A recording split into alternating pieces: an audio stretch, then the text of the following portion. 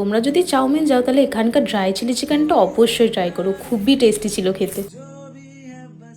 তারপর এখানে আমি ট্রাই করলাম সাংঘাই মিক্সড রাইসটা। এটা একটু স্পাইসি ছিল ঠিকই, কিন্তু আমার খুবই ভালো লেগেছে, কারণ আমি একটু স্পাইসি খাবার বেশি পছন্দ করি, তো আমার তো এটা বেশ ভালো লেগেছে।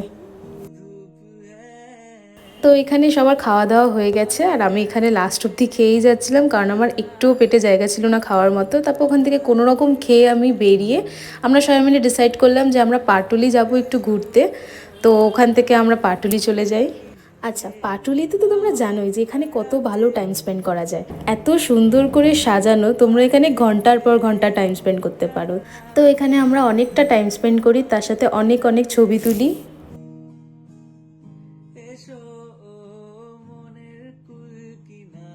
আচ্ছা, তোমরা যারা যারা পাটুলি এসছো তারা কি কুলফিগুলো কোনোদিন ট্রাই করেছো?